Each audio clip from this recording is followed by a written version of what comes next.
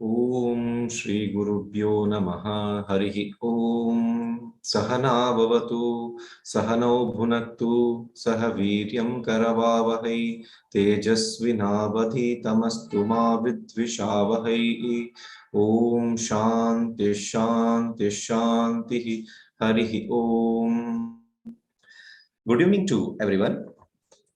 Yet another Vivekavani. As you all aware that Mangalore University established Swami Vivekananda Study Center on the auspicious birthday of Swami Vivekananda on January 12th, 2021. Swami Vivekananda is a perennial source of inspiration for younger generation and the modern generation. Swamiji believed, out of them will come my workers, they will work the whole problem like lion. So as you all aware that the very objective of study center to instill the values of service, renunciation, faith in oneself, and the concept of human excellence based on the teachings of Swami Vivekananda. My dear friends, the study center indeed facilitate to conduct a study on Swami Vivekananda by practicing and spreading the teachings of Swami Vivekananda at a large scale. It also has an objective to undertake the publications of books, journals, periodicals, research paper, and digital contents. It has another purpose to organize study circle, youth circle, talks, workshops, seminars, conferences, and various activities to all walks of life. In order to keep the study center active and to spread the message of Swami Vivekananda, we adopted an online platform to spread a message of Swami Vivekananda at a larger scale. Since its inception, we are organizing the wide varieties of program among which the Vivekavani is a popular. Every month, 12th, we are organizing a Vivekavani between 6 p.m. to 7 p.m. This Vivekavani is an online program where eminent personalities and Swamijis who attend this as a speakers and they address the gathering over various topics on Swami Vivekananda.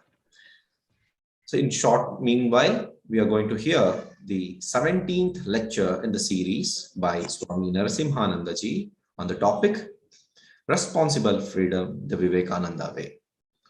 Before that, I request the convener of the study center, Professor Shripati Kalluraya sir, to welcome the speaker and chief guest and the dignitaries who are present over here. Over to Shripati Kalluraya sir.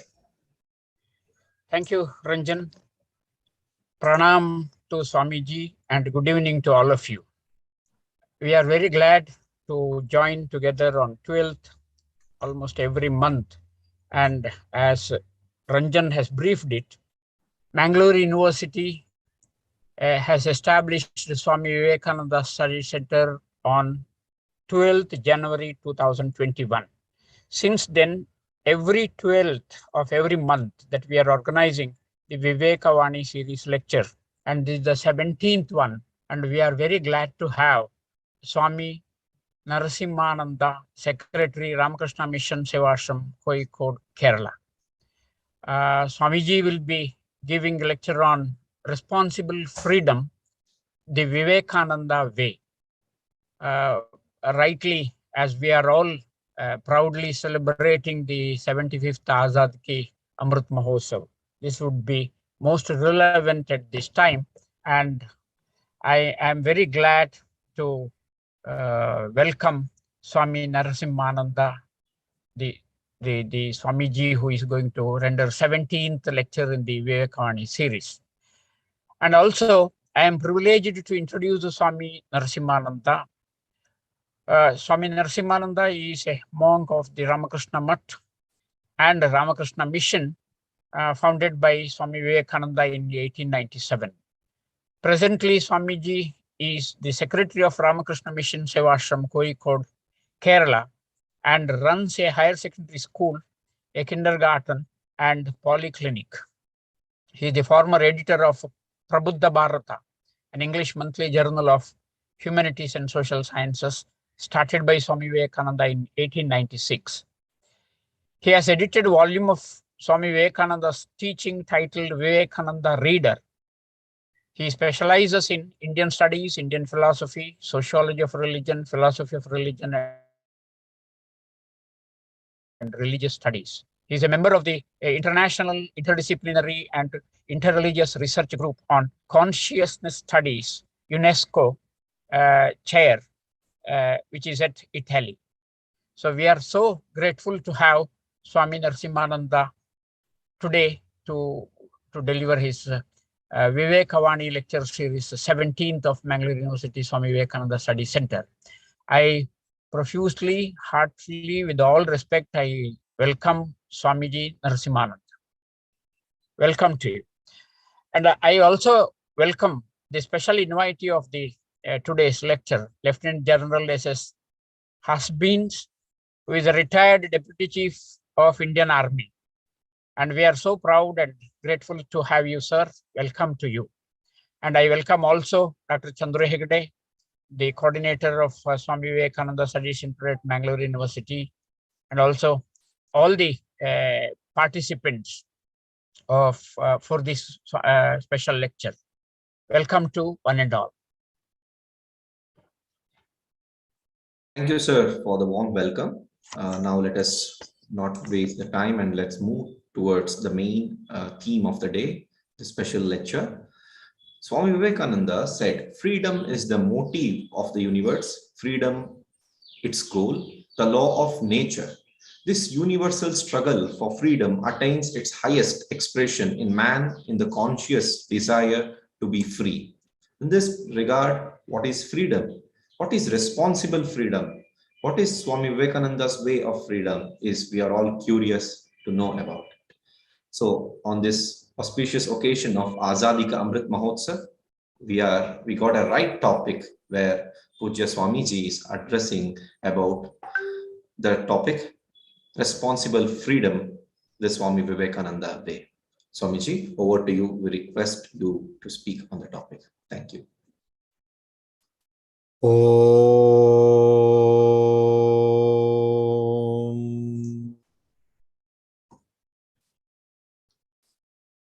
A very good evening to all of you who are participating, attending this Viveka talk. It's really a happy thing to know that a platform has been designed where Swami Vivekananda's thoughts are discussed, and it is very important today. Of all things that Swami Vivekananda talks about, the most striking or the most singular thing in the personality and life and teachings of Swami Vivekananda is the message of hope that he gives to everyone, the message of optimism, the message of confidence which he gives to everyone. Swami Vivekananda brings dynamism in you. And that's where today's topic is relevant. Particularly in the case of a person who was born, say, after 2000, the year 2000 or the year 2005, it would be comparatively difficult to understand why was there an independence struggle. Even people who are born post-independence, it's really difficult to imagine a world where people would have to fight to get independence, because we really live in a different world today. We live in a world which is bridged by technology, or so we think so. And things are comparatively easier at a different level.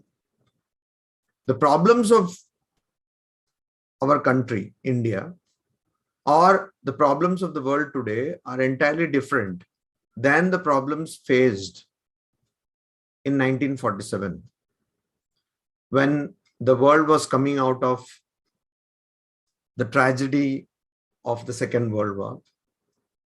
India herself was coming out of the great struggle to become independent. Here, the problem is that now we don't have anybody to blame. That's the problem. The moment you have become independent, you don't have a ruler now. You can't blame somebody saying that, oh, these are the people who have made us slaves, and it's because of them that we are unable to excel in whatever we were supposed to do. So a huge factor who could be blamed for everything we were not able to do has been removed. So who do we blame? And that is a plight of almost all countries which have come out of slavery. Talking about slavery, Swami Vivekananda says that slavery has gone into the character of our country, unfortunately, because we have been enslaved for about 1,000 years. And so always we have this problem, the problems which come with slavery. And one of the biggest problems Swamiji points out is jealousy. He says, jealousy is the bane of this nation. That is, jealousy is the curse of this nation. When we talk about freedom, it's something which we need to get. But once you have freedom, unless you have cultivated your body and your mind, you don't know really what to do with that freedom. Let's imagine somebody were to give us whatever amount of wealth we want, whatever amount of time we want, whatever number of people we want to help us or to attend upon us. What would we do? That is the question. So if we consider the case of the nation we know as Switzerland, many years ago, the government of Switzerland came with a plan that, look, you don't need to go to offices, you don't need to do any work. If you're a citizen of Switzerland, we will credit your bank account with salary. All you have to do is just spend it and rest in your homes. The citizens of that country vehemently protested that, because they said, yes, we understand that this country is a very wealthy nation, and that the government can provide salary just like that. But we want to do some work, because without doing work, we feel empty within. That's an interesting thing. Most people might not have noticed this news, but this is an interesting thing, that an entire nation wants to work, even if the government is ready to pay salary just like that. We Indians would think of this and say, wow, that's a good government. Some who are listening to this might even already have started imagining of migrating to Switzerland. I don't know. But really, is Switzerland a country we need to emulate? There are so many beautiful things about that country. Swamiji himself visited that country and he was enamored. He was so enthralled by the Alps. The question is, should India emulate, or should we think of that? Probably not, because Switzerland has a very high rate of psychological illnesses. The point being, freedom given to us without we being free to take charge of ourselves means nothing. And that's why an adult parent does not give the child all freedom, even though the child wants the freedom. Adolescence, teenage is a very critical phase of one's life. And the brain, the entire nervous system works in a peculiar way. There have been neuroscientists, scientific experiments about this particular phase of life. And so this is a phase of life when everyone thinks that we want to do so many things and we have the required intelligence, but somehow people don't allow us to do it. I believe any nation which has been slave, that slavery, period of slavery, can be equated with the period of teenager or adolescence in a human life. Only when you come out of slavery, it takes a lot of time to actually stop blaming the people who enslaved you. And that's why in philosophy, there's something known as post-colonial studies. So to come out of colonialism, to come out of the colonial hangover, it takes some time. And when you see that, yes, I have the power to dictate what would happen in my life. I remember the famous couplet written by Iqbal, the famous poet Iqbal. खुद को करो बुलंद इतना कि हर तदबीर से पहले खुदा बंदे से पूछे बता तेरी रजा क्या है. Make yourself so strong that before God writes your fate, of course, Swami Vivekananda does not believe in that. He says, you create your own fate. Let God ask you whether you're okay with this, whatever I have written, are you okay with this? So one should develop one's character. One should train the mind and the body to be capable of enjoying freedom. Here, there are certain interesting things which Swami Vivekananda says. He says, the very idea that I have to become free is a binding one. Because unless you think that you are bound, there's no point of thinking that you have to become free. So if you think you have to become free, that means deep down, you think that you are bound. Swami Vivekananda says that is not the case. Also, he cites Vedantic principles and says, Vedanta says that you are not bound. You have infinite power in you. Then why is it that we find ourselves thinking that I am bound? Why do I think that I am bound? Because that's what we have been slowly and systematically taught. Just imagine a small child is just lying down on the floor and probably has urinated there, has no problem and lies down on the urine and is very happy. But we, in the name of education, teach the child that no, that's all very dirty and all that. So I'm not saying that it should not be taught like that, but the whole idea of negation, the whole idea of seeing differences, the whole idea of hating something and liking something is taught by so-called education, which does not teach us that within me there lies infinite possibilities. I can do whatever I want, whatever I think I become. Swami Vivekananda says, again, it is a Vedantic principle. If I think I can, Swamiji says, if you think you can, you can. If you think you cannot, you cannot. So the great difference between a person who is successful and a person who is not so successful is the difference in self-confidence. And the phrase self-confidence itself has the answer, that this confidence is not something you get from outside. It is something which is within you. And who brings it out?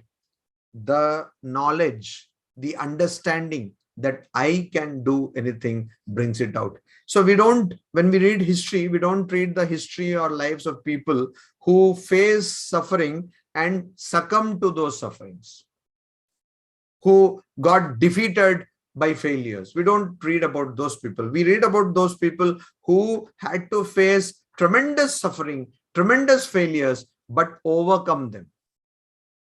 They overcame them. And that is where the difference is. If somebody says, I have no money, that's not the news. Another person says, I don't have much qualification. That's again not a new thing. Most people will be in the sailing in the same boat.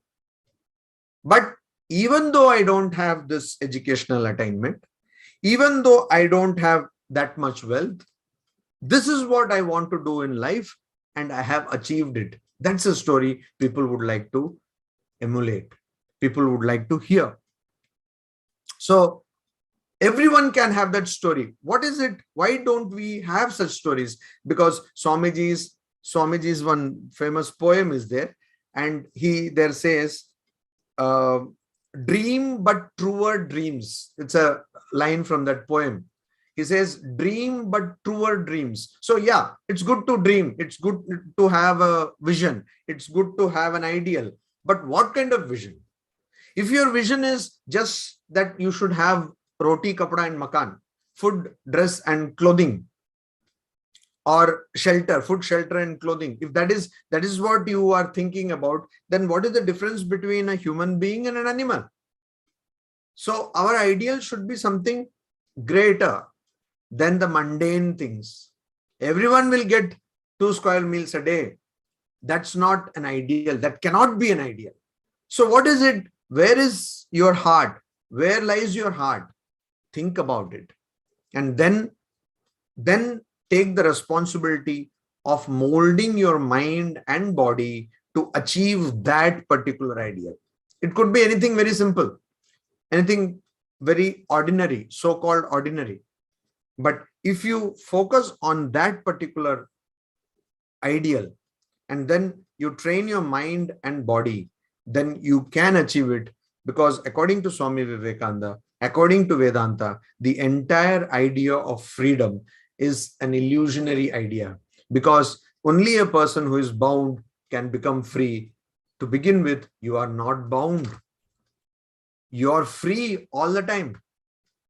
That's why even when Swami Vivekananda was a great inspiration to all the freedom fighters in the country, Swami Vivekananda himself did not talk much about the political freedom of this nation.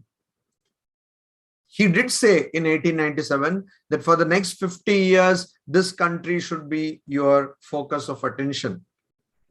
And exactly after 50 years in 1947, India became independent. But if we look at the post-independent history, post-independence history of this nation, we will be surprised and also alarmed that countries which have been independent for much less time have progressed much better than our country. And the reason is because of the diversity in almost every field of life which our country has and the complications which that brings. And so Swamiji thought of a freedom which is not the freedom of the external surroundings, but freedom from the external surroundings. This is what Vedanta teaches you. Vedanta does not allow you to succumb or surrender to limitations. Limitations would be always there. Even a person like Albert Einstein had to finally die. Limitations of the body, limitations of the mind, limitations of this universe, limitations of space and time would always be there. But what is Vedanta teaching us? What is Swamiji teaching us? Swamiji is saying that do not bother about these limitations. Take up the whole responsibility of your work on your shoulders. And he says, work like a master. So how do we become responsibly free? Understanding that essentially we are always free. That's the first step, to understand that essentially I am always free. My body, my mind, my illness in the body level or at the mind level does not make me slave. First, we have to understand this. Second, we have to do whatever we do, whatever little thing. It could be cleaning a room. We have to do whatever little things we do as though we are the masters of that work. So I don't clean my room because somebody has said that. I clean the room because I live in that room, or I want somebody else to stay in that room and I want a cleaner room for that person. So taking up responsibility, working like a master, I clean the room. This is what Swami Vivekananda expects. And so here Swamiji says the idea of duty is a very binding idea. We say in Sanskrita, the word is kartavya. Kartavya means it's conditional. It is order that you should do. And Swamiji says this idea that it is a duty I have to do is a very, very binding idea. It does not give you any freedom. We cannot deny that most part of our lives are spent in doing some work. The most part is spent in doing some work.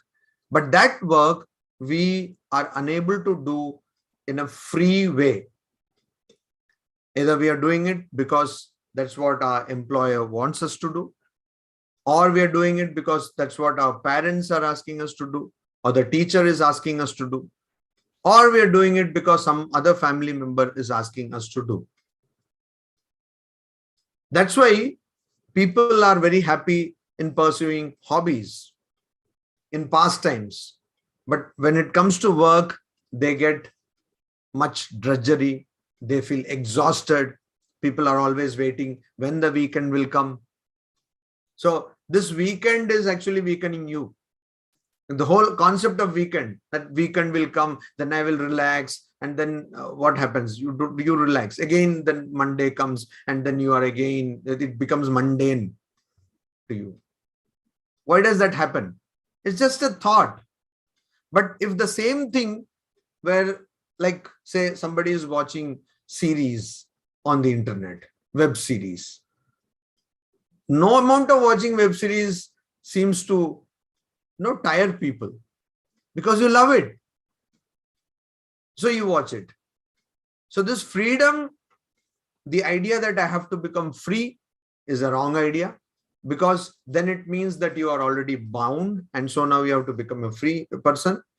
And even if you think that you are bound now, the idea that you have to do something because it has been required by someone that you do something is a very, very binding idea. So don't do things because it is required. Do things because you love them. The question is, so if I have been given the task of cooking food for the family, for the home, should I not do it? Yes, you should do it, but then you should find a way to do it with love. Love is the binding factor. And today, that is the great casualty in homes, in workplaces, in educational institutions, in society in general. Love is the biggest casualty. We have forgot to connect to our inner beings. We have forgot to connect to the other people. We have forgotten that. And that's why people feel closer to dogs and cats, pets, than human beings. Where does this come? No amount of objects, no amount of conveniences can give you love. I am now reminded of this book, Thank You for Being Late, written by Thomas Friedman. And there, this person talks about how the greatest industrial revolution of our age, that is artificial intelligence, is impacting our lives. But he says that there are certain things which artificial intelligence can never take away from the human beings. And that is, and also the whole idea that artificial intelligence will take over the world, etc., is a very imaginary idea, at least today in 2022. So what will happen? No amount of artificial intelligence can give love. No amount of artificial intelligence. In fact, artificial intelligence, there is artificial intelligence which can write stories, which can write movie scripts, which can write poems. So it has developed a lot. We human beings have developed it. But no amount of artificial intelligence can give you love or empathy. It cannot give you kindness. These are things which are humane things. These are the unique points of the human being. And this is what we have to develop. And so a human being can develop only when a human being understands that she or he is a free person. And that's why Swami Vivekananda talks about the ideal of Madalasa, a queen who used to bring up her babies, telling them that you are pure, you are enlightened. And those kids used to grow up and they used to go to the forest and find out the truth about their self and used to become enlightened persons. Instead of that, what are we doing? We are getting this idea that you cannot do anything, you're not fit for this, you're not good for this. And so we get narrowed, we are made powerless. And constantly, whereas Swami Vivekananda has high hopes, as was told in the introduction, from the youth, Swamiji says, from them will come my future workers. Whereas that is the case with Swami Vivekananda. Generally, whenever there is a program for the youth, it all starts from this cliche dialogue saying that today's youth is going wayward, today's youth has lost the purpose, etc. So this kind of negativity, we are living in a society which bombards us with negativity, particularly in the Indian context. Whatever you open your mobile phone, your smartphones, your handheld devices, you open your laptop, you open your newspaper. I don't know why anybody should open a newspaper in 2022. But anyway, if somebody opens that, you are bombarded with negativity. So a person becomes depressed, and it is only natural that the person becomes depressed. For example, there is a very serious condition called FOMO, fear of missing out. And it's a very serious condition that I am unable to keep track of my friends' activities. And so I go into depression. It's not a joke. It's a very serious condition. But why does that happen? Because I think that my existence, my being is dependent on the social life of my friends. That I have to have a social life and prove to the world that I exist. Rene Descartes said, I think, therefore I am. But now I post on social media, therefore I am. It has changed. It's a vast change.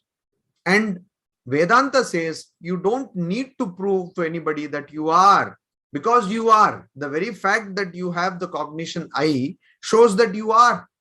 You don't need to prove it to anyone. And so today, wherever you go, any kind of person, any age range, any age category, everyone has some kind of psychological problem, and that problem comes because of comparison.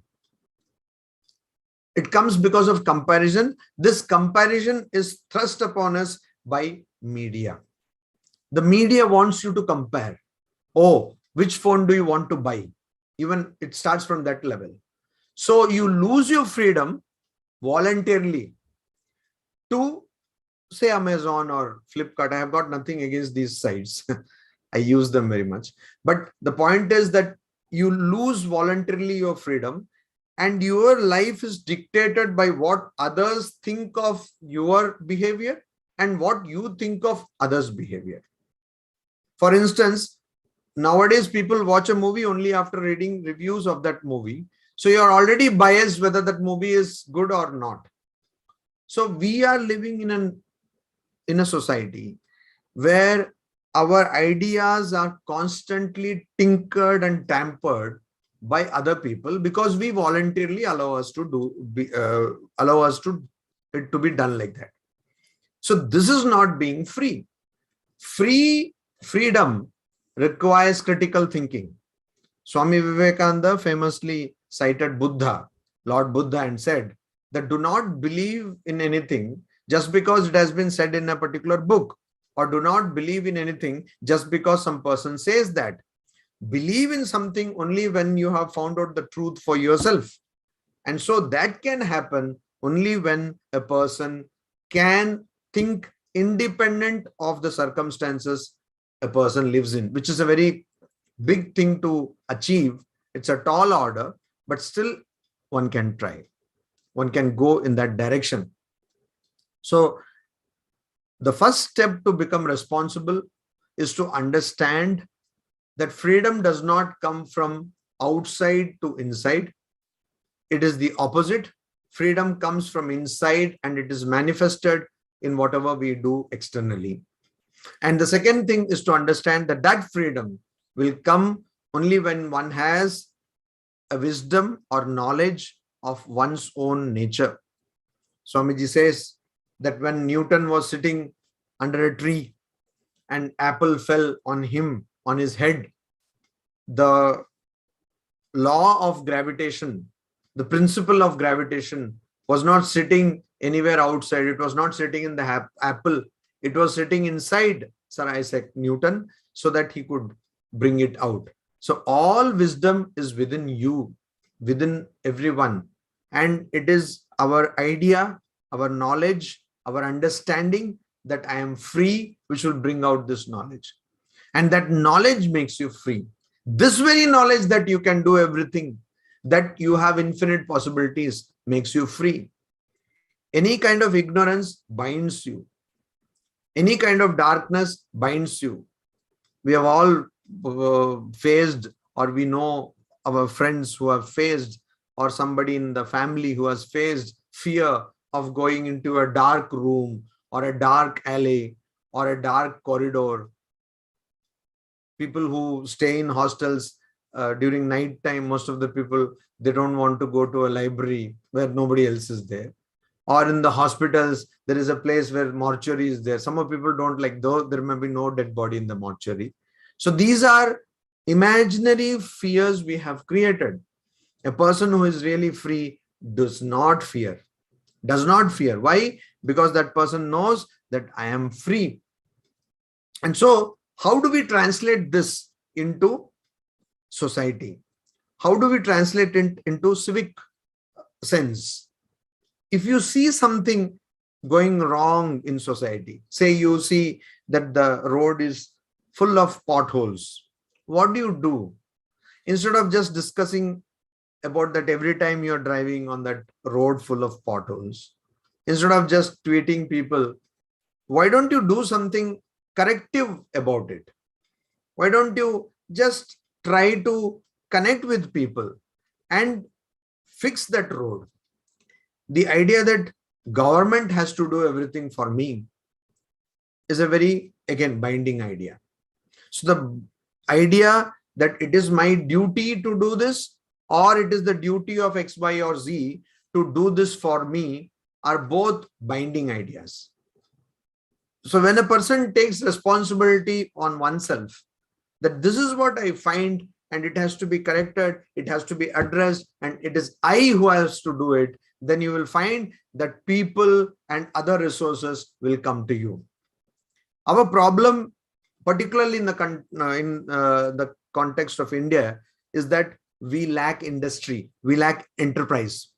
Swamiji said, very famously, he said, he was the guest of a lady in the United States of America. And one evening he said, I have found my love.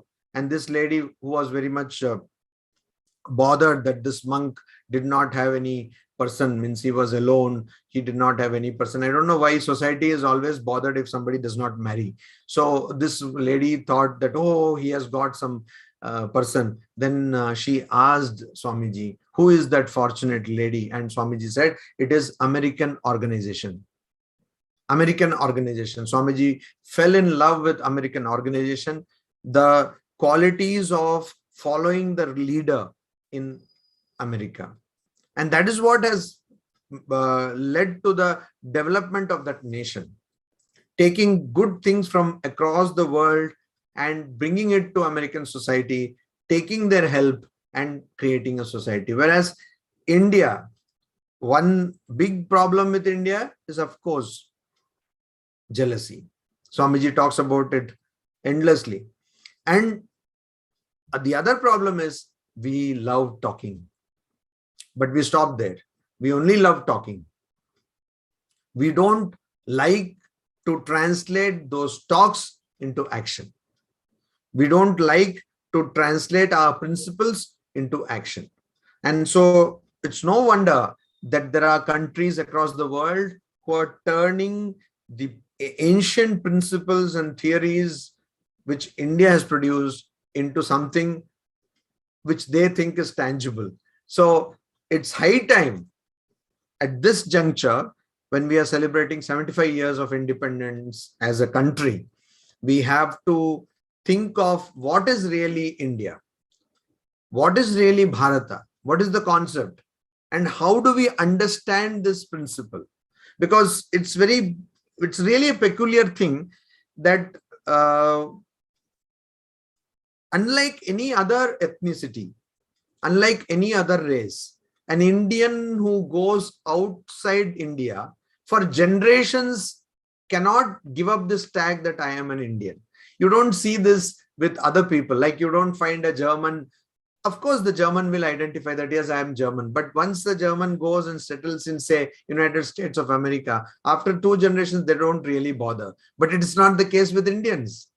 Indians everywhere, they continue to be Indians. So there is a very deep-rooted cultural affinity, spiritual, philosophical affinity. What is that? What are our roots? We have to understand. And have we understood that India was never historically much bothered about the quest of political freedom? It was never bothered about the quest of geographical boundaries. It was more bothered about the quest about spiritual freedom. There's this famous question which is asked by the disciple to the Rishi in the Upanishads. In the Upanishad, Kasminno Bhagavan Vigyatam Sarvamidam Vigyatum Bhavatyam iti. What is it knowing which all this in the universe can be known? This is the question. It's a very scientific question. And the same question was asked by Albert Einstein. He said, give me one force which can explain 4 forces, 4 basic forces of physics of this universe. So that question was the question which is a philosophical question. Swamiji says, Swami Vivekananda says, a philosopher's question is always why, not how. How is a technology question. So philosopher's question was asked, what is it which brings everything into action? What is it knowing which one can know everything in this universe? So that core truth one has to know. And the answer is that the truth does not lie externally. It does not lie without you. It is within you. It is within you. So everyone can know that truth and everyone can understand that truth, and that truth sets you free. And you become Atma Triptaha. You become self-contained, self-fulfilled. You don't need any food, any dress, any shelter. You don't need clothing, shelter, or companion. So you are alone, but you are Atma Ramu. You are dwelling on your own self and you're happy in your own self, not in the sense that you're happy with your body or your mind, but you understand that your true self is much beyond body and mind. So that is a great knowledge. That's a great wisdom that should be taught to every child in our country. Instead of telling the child that you are a girl, you are a boy, you belong to this religion, you belong to this language, etc. We need to tell the child that you are Atman. And the spiritual identity of a person should be constantly pointed out. And then that person will become truly free. Swami Vivekananda talks about that anecdote where real freedom was experienced or seen, observed by Alexander when he was about to return to his home, his country. He chanced to meet a sage, and that sage, he talked and he liked that sage because of the wisdom of the sage. And then he said that, why don't you come with me to my country? And the sage said, no, I don't want to come. I am not interested. So Alexander said, do you know who am I? I can chop off your head. Then the sage said, no, you cannot kill me.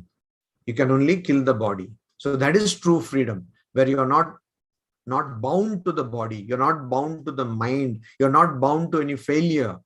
You're not bound to any success. Whereas today we are teaching our children to do things which are mathematically improbable.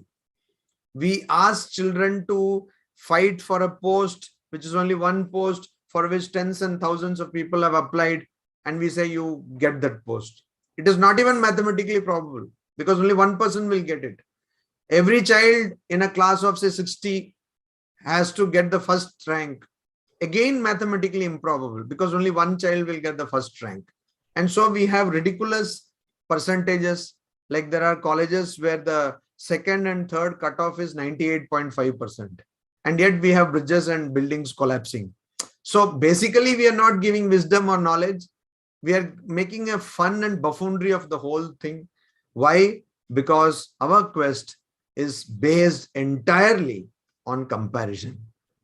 So it doesn't matter whether I need this food or not. I need to buy this food and have it stocked in my refrigerator because my neighbor has that. It doesn't matter whether I need this automobile or not. I need to have it because my friend has it. And that kind of a behavior where I am not dwelling on myself, but on other people, on the external circumstances, has led us to such a confusion in this world that today, even though we have so much, we are not satisfied. People have serious psychological disorders like shopping. Online shopping is really, sometimes it can become a mania. People shop like anything, stock their room or their house fully with items they completely don't need.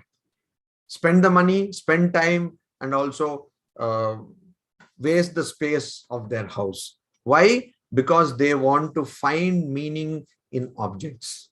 So that has never led to any kind of fulfillment. So the only fulfillment which can really lead to happiness is fulfillment of understanding what one is.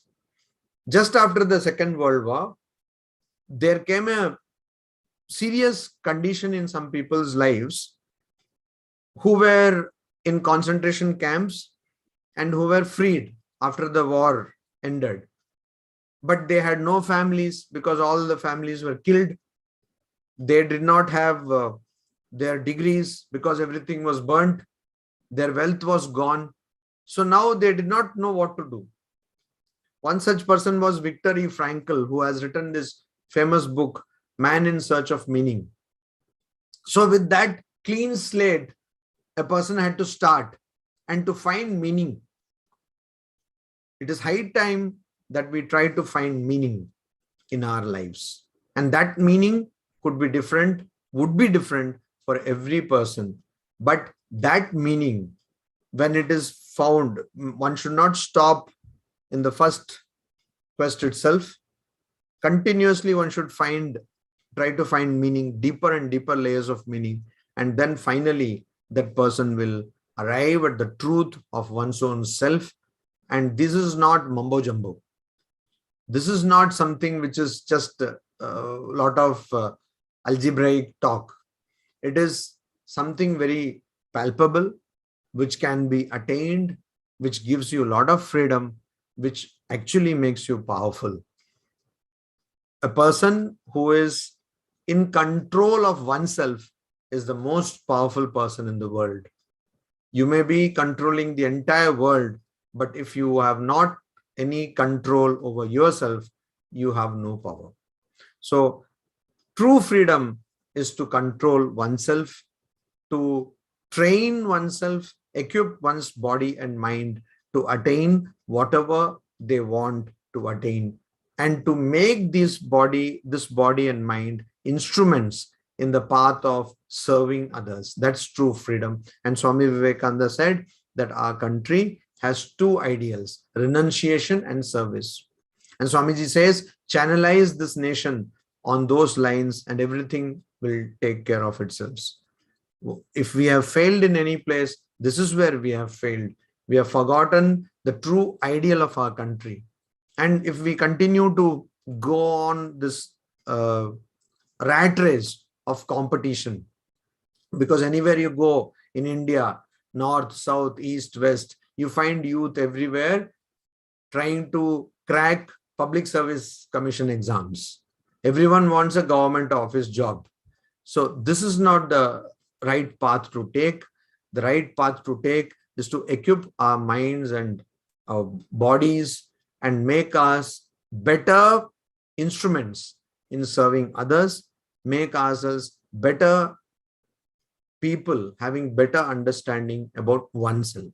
If we can do that, then we will be truly free, and then we will be able to be responsibly discharge this freedom or use this freedom which we always have. I thank this platform for having given me this opportunity to share my thoughts on this subject. And I really wish and pray that this platform would be a place where many young minds would be charged with the thoughts of Swamiji, not as a thing like you go to a temple and put on some kind of mark on your forehead or get some prasada. Of course, prasada is interesting aspect of a temple journey, very tasty aspect also. But not just that, you make your spiritual life dynamic, where not only it goes inside you, these spiritual thoughts, and percolates in your being, but also it transforms you and it influences others. Thank you for listening to whatever I had to say. Thank you very much. Om Shanti Shanti Shanti. Hari Om Tat Sat. Shri Ramakrishnaarpanamastu. Indeed, how meaningful the session was. On the auspicious occasion of Azadi Ka Amrit Mahotsav, the Swamiji is not only give importance to the political freedom, where Swamiji is highlighted the inner freedom. Swamiji said, knowledge makes us free, and the true freedom is controlling of oneself. And Swamiji has also highlighted the challenge, the problem through jealousy, and binding idea is the work, the kartavya, and the problem of FOMO. So like this, Swamiji has enlightened all of us through the topic responsible freedom, the Vivekananda way. My dear friends, this talk is also available and in our YouTube channel, Ramakrishna Math Mangalore, where you can hear it again, and it will certainly enlighten all of us. So now let us move to the next segment, where our special invitee will speak, and later on we'll coming back with a question and answer session by Pujya Swamiji. I request the participants, you can drop a questions to the chat box, or maybe you can raise your hands where we'll allow you to speak with Swamiji. Let's move to the next segment of the program. Along with us is Lieutenant General Sudarshan Hasabnis, is retired from Indian Army. He was a Deputy Chief of Army Staff. So proud it is to have Sir. Sir got awarded with, one second. Yes, Sir got awarded with the PVSM, means Param Visist Seva Medal and Visist Seva Medal and 8-day camp. And it is so proud that Sir is a proud son of Lieutenant Colonel retired Shrikant S. Hasabnis, who was an original hero of Galwan 1962. So during his schedule, the Sir is traveling, but he said, Sir, I'm very happy to address you all. So thank you so much, Sir, for being with us, and we are happy to listen to you. Over to you, Sir. Thank you, Ranjan. Thank you very much. Firstly, I'm very grateful to Shripati Kalurayaji and your Viveka Vani for giving me this opportunity. I really consider myself most fortunate to have had this opportunity to listen into the sagely words of Sri Swami Narasimhananda ji on this very, very potent and relevant topic of responsible freedom, the Swami Vivekananda way. I must compliment you and Shripati Kalurayaji for having organized this session on this topic, which is so very relevant to India today, as we are going through a very, very critical stage in our national life. To start, I would like to quote, in fact, I must say this, that Swami Narasimhananda ji, his entire talk about the personal responsibility that Swami Vivekananda ji has so lucidly covered in his many quotes that one reads. One quote that has guided me through my life is something that I had read about 45 years ago, which stated, "Be strong, be bold, take responsibility of your life, and know that you create your own destiny." Uh, he goes on to say, we are responsible for what we are, and whatever we wish ourselves to be, we have the power to make ourselves. If what we are now has been the result of our past actions, it certainly follows that whatever we wish to be in the future can be produced by our present actions. So we have to know how to act. Swamiji preached responsibility at the individual level. It went into the very basics of our human nature. And Swami uh, Narasimhananda ji has so nicely brought out the importance of what is the meaning behind what Swami Vivekananda ji has said. We are celebrating our 75th anniversary of our freedom. But are we really free?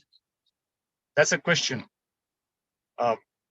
I did one course in the National Defense College, where we had officers from about 25 different countries, starting from the most developed, rich Western democracies to some of the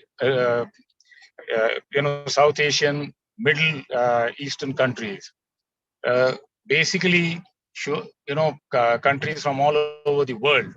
And one theme that all of them very, very clearly brought out during any interaction was that we Indians enjoy the most free society.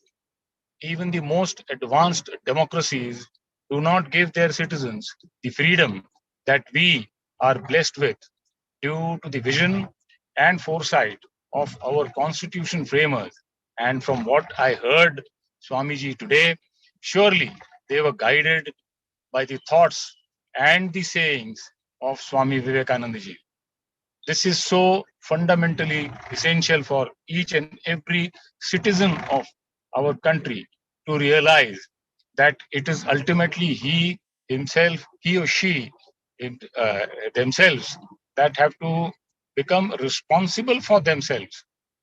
Today, the nation is on the cusp of taking its rightful place in the Committee of Nations.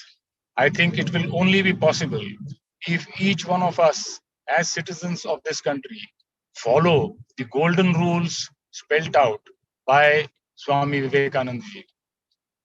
I thank you, Ranjan, and the Viveka Vani organization of yours for giving me this opportunity. I know I'm going to be very short in what I have wanted to say, but that's the way we military men do.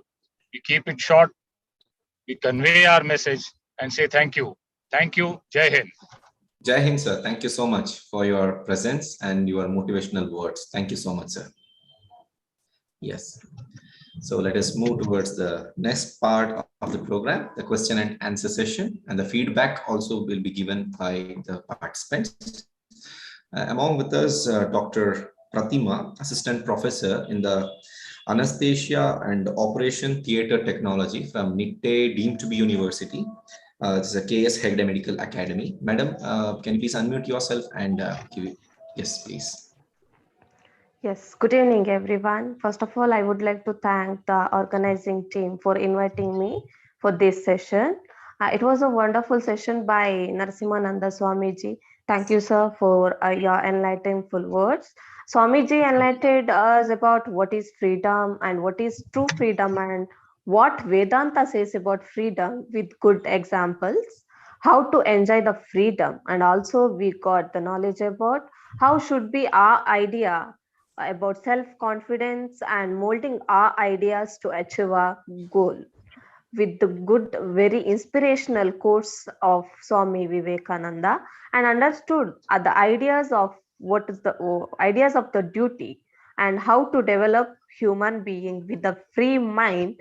How Swami Vivekananda fell in love with the leadership of America, and also to apply the quotes of Swami Vivekananda in our life, and how to teach the child about real or true freedom. So it was a very enlightenful session by Viveka, Vani. Very thank you so much once again. Thank you, madam, for the feedback. Thank you so much. Yes, so few participants and delegates who are messaging through a WhatsApp to our registration. So in which one question I got from a boy from Sri Rama First Grade College, Kalladka, Yatiraj, his message, Swamiji, why Swami Vivekananda not participated in freedom movement actively during those time? That's a very good question. Thank you for the question. When you say Swami, it means that a person has transcended the boundaries of geography, political boundaries. A person is not only concerned with a particular nation. And Swami Vivekananda today is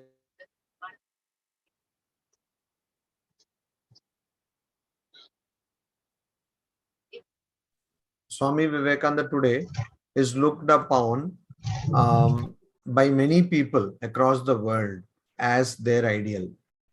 And that is the main reason why Swamiji did not participate in the political struggle, political freedom struggle, because that will be like narrowing down the idea of the very concept of being a monk. Not only that, Swami Vivekananda saw divinity in everyone. So definitely he could not see a person as non-Indian and the other person as Indian. He equally saw divinity percolating through every living being in this universe. Having said that, it is also true that all, as I said earlier, all freedom fighters without exception. So after some time, there were two groups. One was the extremist group who took to extremist measures like ammunition, etc. And the other group, which were called moderate. All these groups, all people from these groups followed Swami Vivekananda. They carefully studied Swamiji's writings. Those days, not many books were available, but they studied all the writings, etc. Because whenever the British police arrested someone, they found, most of them found two books in the possession of these freedom fighters. One was the Bhagavad Gita and the other one was the writings of Swami Vivekananda. So Swami Vivekananda, also his illustrious disciple Sister Nivedita, inspired thousands of people to fight for the political freedom. But Swami Vivekananda was naturally much beyond all these political struggles. And also, Swamiji told that, as I told you earlier, that for the next 50 years, India should be the center of attention. I hope that answers the question. Thank you, Swamiji. Thank you so much. Yes, indeed. Along with us, Kavya. She's a regular participant of the program. So Kavya, can you please unmute yourself and ask question to Swamiji? Yes. Sure. Namaste Swamiji, good evening. This is probably not a question, but a discussion, I could say. I want everyone of all of the participants to introspect on this. From the beginning of the session, you have said that freedom is something that is spiritual and not political things and all. Yes, I do agree, but I want to ask something that is political. Like I have one doubt in my mind. Whether like in that time when we were not free, when before independence, British actually didn't rule us. We surrendered by ourselves, like we allowed them to divide us and rule. But still the same scenario is happening in our country. Like we are like the British people divided us in in the name of religion, and they successfully did it. Till today, we are like the politicians are doing the same thing. They are dividing us in the name of religion, and they are ruling us. They're introducing quotas within quotas. They're doing whatever they can, like, to divide us and rule us. So we are still under the rule of corrupt politicians. They, like, before independence, they looted our country. Still the corrupt politicians are looting our country. Then where is our freedom? How can India progress, like, with this like having no freedom? That was my question. Thank you, Kavya, for that wonderful question. And as I was hinting at earlier, the problem starts when we depend on people.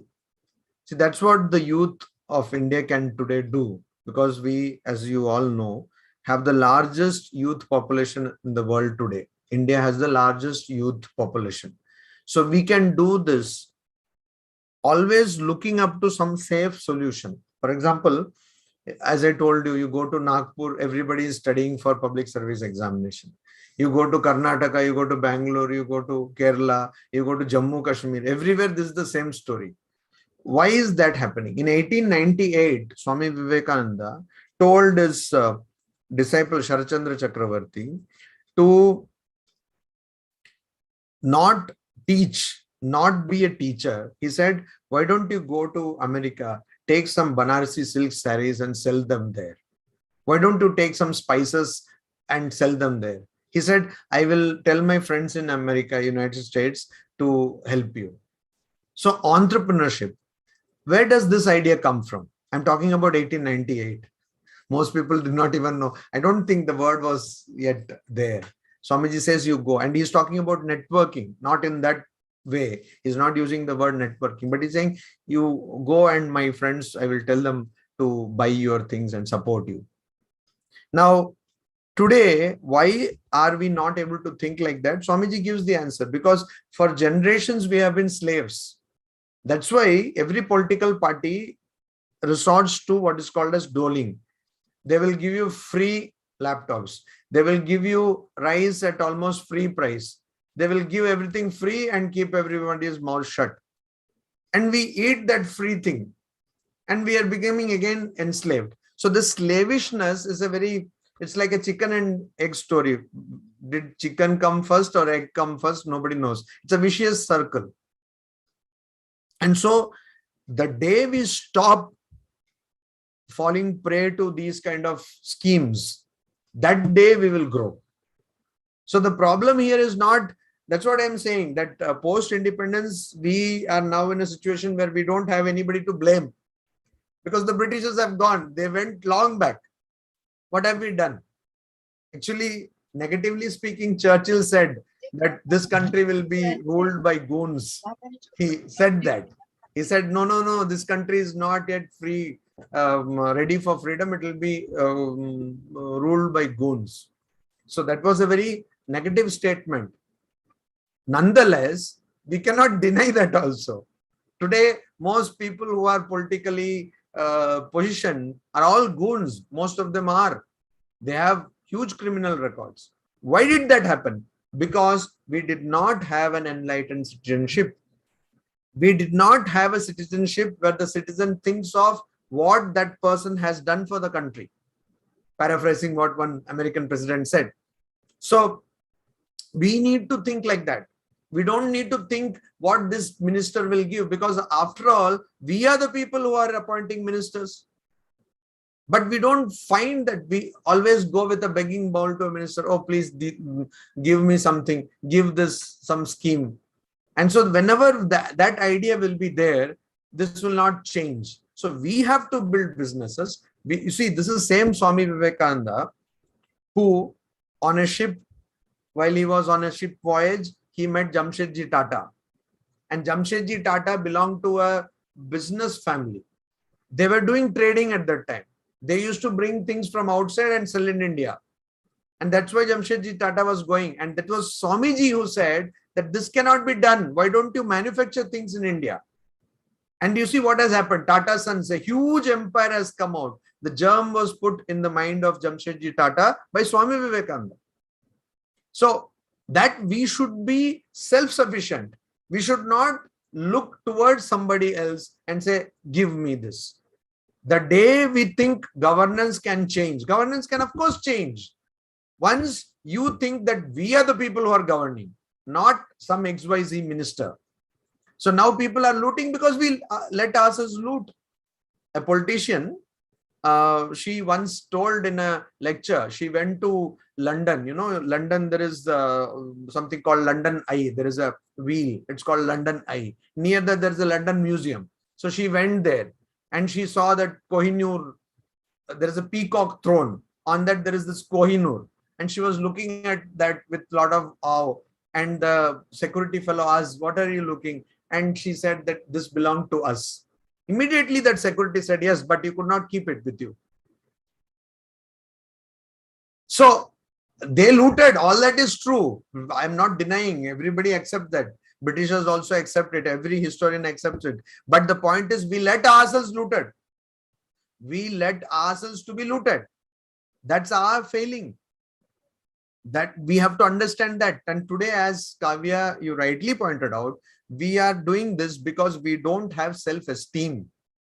What we need today is self-esteem. Anybody can do anything to me because I am a citizen and that person is a minister is not how we have to look at things.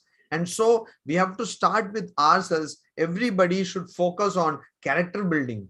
Why should I live at the mercy of somebody else? I can live on my own. That's what we have to focus on. So this is very important today. And if we do that, then we will have enlightened citizens, citizens who will be examples for other citizens. I hope that could means partly at least address your question. Thank you, Swamiji. It was a detailed answer indeed. Swamiji, I got one more message in the chat where one of the students, her name is Chaitanya K from NMC College Sulya. It's one of the affiliated college of Mangalore University, where she's asking, Swamiji, can you please suggest the best books for youths to start studying on Swami Vivekananda? To study Swami Vivekananda, the best book to start from is Swami Vivekananda and His Call to the Nation. There's a small book. Then there is a book, Swami Vivekananda, Voice of Freedom. Okay. It's a collection. Then there is this Swami Vivekananda Reader. Yes. So it has compilation from almost all topics on which Swami Vivekananda, Swamiji has written on. Yes. To begin with, one can start with Swami Vivekananda and His Call to the Nation, and also read his book, Lectures from Colombo to Almora. It's a very important book because this is a compilation of the talks Swamiji gave addressing the nation after he returned from the West. So we are celebrating 125 years of that event. 1897 it happened. So today it is 2022. It's better to study that book. He has a complete vision of what India should do. I find another question from Dikshita. Swamiji, I have one question. What is your vision for India at 100 years of independence? What she means is 100 years of independence. I think the Upanishad, in the Upanishad, there is a mantra, Apnoti Swarajyam Vakpati Manisaspatihi. So I have attained freedom, or I have attained my kingdom, Swarajyam, my kingdom. What is that kingdom? I have become the lord of my speech. I have become the lord of my mind. So I think when India would be celebrating 100 years of independence in 2047. So I think at that time, India should be in a position where every youth should be able to say that, yes, I have realized who truly I am. I have my mind and my body in my control. And then Swamiji says, up India and conquer the world with your spirituality. It's happening now. The entire world is looking up to India for solutions to psychological illnesses, to stress in lives, etc. So first, let the youth of India imbibe this wisdom. We have failed as a nation to give this wisdom to the future generations. Let us now try. Such ventures like Viveka are greatly appreciated because of this. So let youth get this wisdom, and let every youth, she or he, equip oneself. And so when we celebrate 100th year of India's independence, let us see people who have first conquered themselves. Then we can conquer the world. Another person, one Rohan, is asking, sir, I have a question. Can I ask? Yes, you shall ask. Namaste, Swamiji. Namaste, namaste. I am Rohan Swamiji. Yes. Swamiji, we are now celebrating our 75th of freedom celebration. We thought that we are getting the freedom, but still we are seeing that if anything happening in our country, if anything happening wrong, one who are going to oppose that if anything illegal activities, even though he is a citizen of India, he not got a proper freedom to oppose them. Means if he going to oppose any illegal activities, then he got by punishment to in another way. Even though he got a freedom, but he is not able to oppose that. He not got freedom for opposite such activities. My question is how we selfly build ourselves in order to oppose those illegal activities in our country. Yeah. So when you find yourself to be whole, you find yourself to be not dependent on anybody. Now, what you say is the expression of a person who wants support for this opposition. Suppose the entire world is against you. Why can't you stand against the entire world? Swamiji says that if you have taken up an ideal, then you follow the ideal even if the entire world is against you. So if a person is unable to do that, that means that person is not convinced of that ideal. Okay, no problem. If people are not supporting you, if the government is not supporting, if your family, if your society is not supporting you, you think that is true. Why don't you just stick on to that? See, Swamiji says that according to Vedanta, this is not one lifetime. We have taken so many lifetimes. So Swamiji says, give one lifetime for a noble cause. What is there? That's what a soldier does. Soldier gives one lifetime for the country. So there are different levels. Give one lifetime for an ideal. Why do I expect that people will support me? There are various examples, even in the modern day context. Like there is this example of Maji, Dasharath Maji, who literally chiseled his way through an entire mountain. So that's an ideal. One can work to that. These are examples. It's not something, as I told, it's not just mumbo jumbo. People are there who have worked.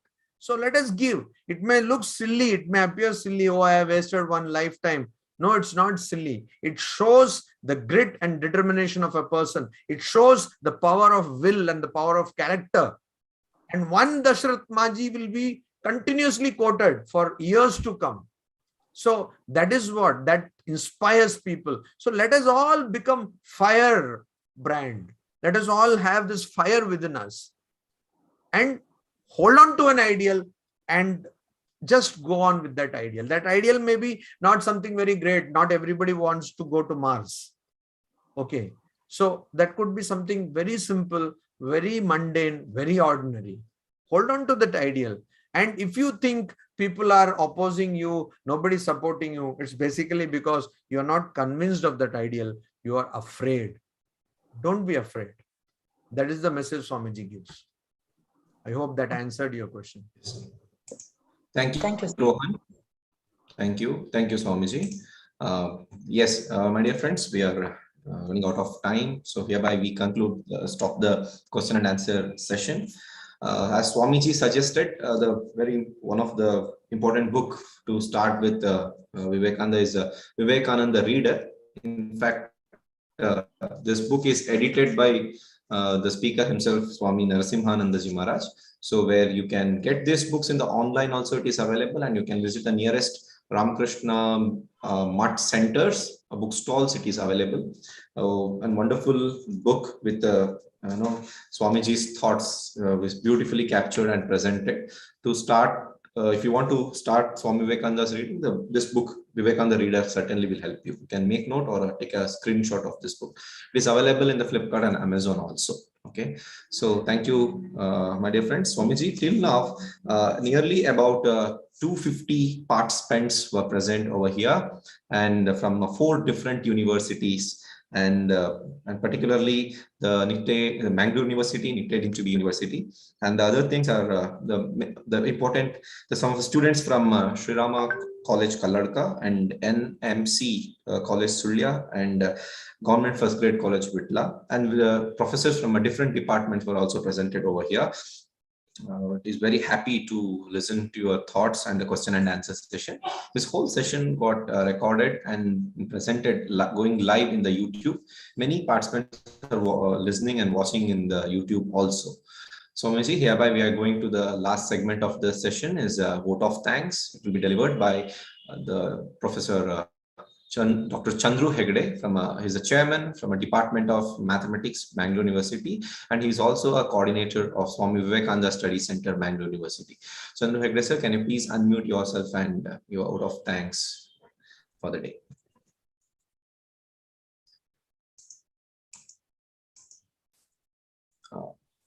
Yes. Yeah, thank you. Thank you, Ranjan. It's my privilege to have been asked to propose vote of thanks on this occasion of Viveka lecture series, 17th lecture it is. On behalf of Swami Vivekananda Study Center, Mangalore University, and Ramakrishna at Mangalore, first of all, my sincere thanks to Swamiji, Narasimhananda Maharaj, Ramakrishna Mission, Sevashrama, Kozhikode, Kerala, for your inspiring and very informative talk on responsible freedom, the Vivekananda way. Your thoughts have enlightened us, and especially young minds.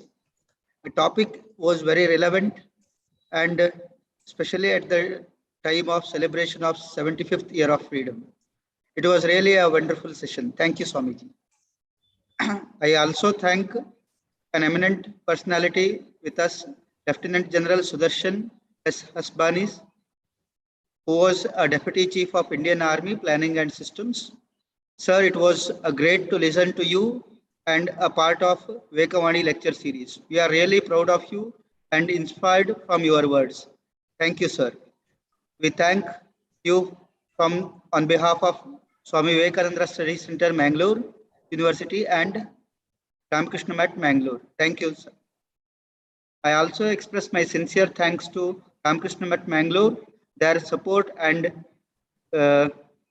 all the support extended to conduct this activity. A special thanks to Swami Ekagamyananda ji for his guidance, and Sri Ranjan Bellarpadi and his team for conducting this, supporting this event and conducting it. I also thank our Vice Chancellor, Professor P. Subramanya Edapadithaya, and Registrar Professor Kishore Kumar CK for their constant support for the activities of Swami Vivekananda Study Center. I also thanks Professor Sripati Kaluraya and all the participants, those who are present. Thank you, one and all. Thank you. Thank you, Chandru sir. Thank you so much. Puja Swamiji, thank you so much. And we are eagerly waiting for your presence offline in Mangalore. Someday in future, we can hear you. And certainly, we love this. Personally, I like very much the Vivekananda Reader. Have gone through it. Thank you so much, Swamiji, for this wonderful book. Thank you so much. So thanks to Lieutenant Colonel Sudarshan Hasabnis. Thank you so much, sir. We are waiting for your presence in Mangalore soon. Thank you so much. Yes.